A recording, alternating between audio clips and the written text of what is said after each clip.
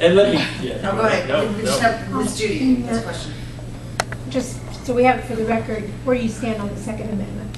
Strong supporter, and I think it's more than just about guns. It's about freedom. It's one that's specifically outlined in black and white, and so gun control laws shouldn't even be a part of our culture. Because the truth is, you've heard it before, gun control laws do what? They keep guns out of the hands of law-abiding citizens. If someone has ill intentions, they're going to get a weapon one way or the other. And I don't normally champion endorsements or share endorsements with great boldness, but that's one that I think does mean something to someone. Mike Kaczynski told me he gave me a bunch of quotes. He said, you use them anywhere. He said, I've known you for a long time. And he told me he's been supporting me now ever since I first ran for commissioner. And of course, my signs are in front of his shop. There's a guy who has an interest in the Second Amendment being protected. Arizona just ended the requirement for concealed carry permits. Yes. Yep. I have to tell you this. One of the great things about these Republican primaries, I've said this to a group before, they're an acquired taste, let me tell you. It's much more fun when you enter the Republican event and all the Republicans like you. There's no question. It's an acquired taste to start going in the room and knowing that some would just assume you not showed up. But it's also becoming clear to me the only way you can make a difference today in the country is if you are willing to have a few enemies out there that aren't going to care for you to enter the room. It's also, I think these last month or two in particular have definitely solidified inside of me the notion that, you know what, I want very badly and deeply to represent the people of the 16th District. And I think that now that for me even the curtain's been pulled back and I'm seeing so clearly the deviousness among our parties and our government and the behind the scenes, now more than ever, it intensifies my passion and drive for wanting to be your representative. Because what I see is there's a whole lot of men and women who get into Congress or who are spending tons of money on elections that have never stood anywhere or any place like Talmadge's pheasant farm, out in the field, and cared about Nancy Talmadge and her son, who's over at Dale Roy School. Who wanted to come this morning. Exactly, probably from within one of my ties.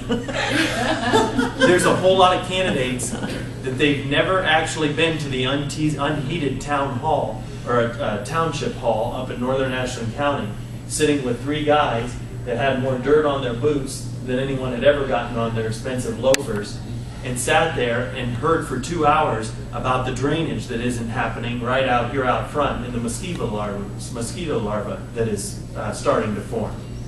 There's candidates running to represent you that they have that's never entered their way of life, and yet that is so much the way of life for the 16th District. Ralph got it because he was one of them. He was standing out in the pasture, he was shoveling the manure at times out there in the barn. And so even though over the years he might have become a little bit more politician-like with his friendships and stuff in Washington, when I go to all these candidates, and we've been in countless newspaper interviews where we're all sitting together, me personally, who cares about our nation, as I look at all the candidates, I think to myself, let's not elect someone that has no clue of what average men and women are really dealing with today. One of the greatest blessings, I probably wouldn't have said this at the time, one of the greatest blessings for me, I think, has probably been ending up at that Salvation Army. I have a feeling God knew that I needed some of my conservative edges polished off.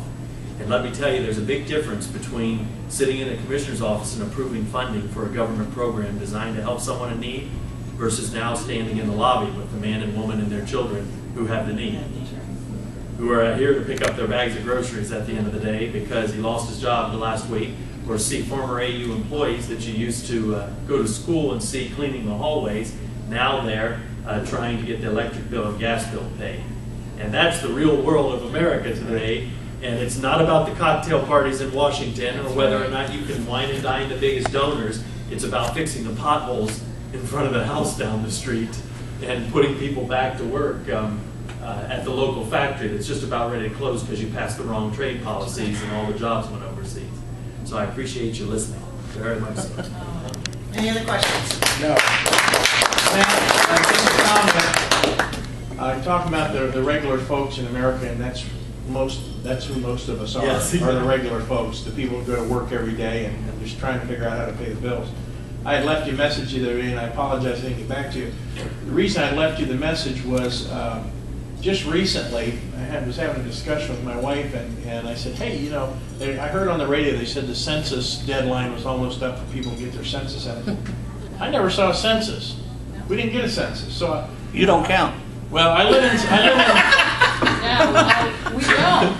We found that out very quickly. I live in the big town of Savannah. Now, in the town of Savannah, they don't deliver, for the most part, they don't deliver mail to your house. You have to go to the post office to get your mail. And so I went to the local post office and asked, did I miss it? Did it get misdelivered? Where's my census? She says, nobody in town got a census. I said, really? Why is that? The census forms were sent to the post office, and then the post office was given a directive not to deliver them because they were addressed to the house numbers, not the P.O. boxes. And even though the post office knows who everybody is in our great big town of Savannah, they were told not to deliver them. So they were sent back. Yep. And so I started thinking, and I started making some phone calls. How many communities are in the same situation? How many millions of people nationwide does that affect, where they live in an area where they get their mail through a post office and they're not getting a census form? Hayesville was in the same situation. Kim Edwards, which you know, our mayor in Savannah, Tom Cruzy, talked with her, and she said we're having the same problem in Hayesville. Now, what they ended up doing, they started receiving a lot of phone calls, upset phone calls.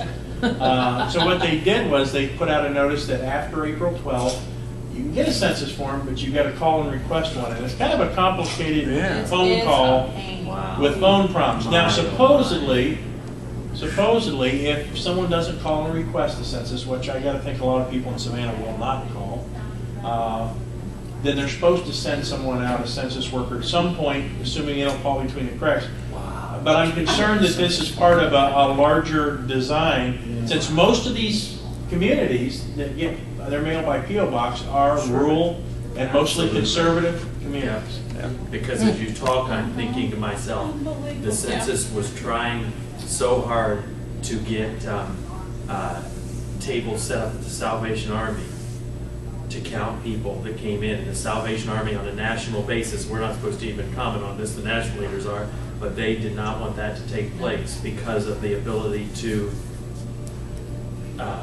abuse it. Exactly. You said it, Right. So I'm just concerned. I don't know what's going to end up with that, but maybe as you travel around the state, talking with folks, ask them if they know of communities and if they're in the same boat. But it appears that anybody that lives in a community where their mail is delivered to the post office, they are not. Nobody is receiving a census. Well, isn't that census supposed to use to draw Yes, voting lines and things like that? Yes, that's the Ridiculous. problem. Actually, the That purpose is of the the problem. census, and the only purpose of the census, according to the Constitution, is to decide how many people he represents. Right. And From according to whatever the party, Constitution, yeah. it's 35,000 people for each representative. So all of the other questions on the census form are a violation of the Constitution of the United States. Yeah. I just want to say one thing about what Matt said about my son.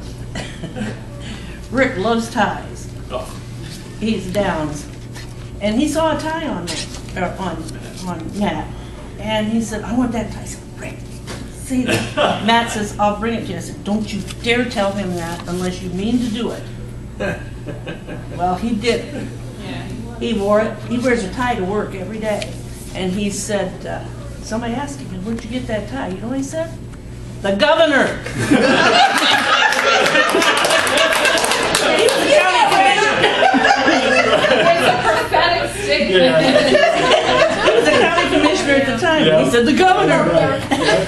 Very good. We got a lot of mileage out of that one. But he don't want to be governor. He wants to get up there.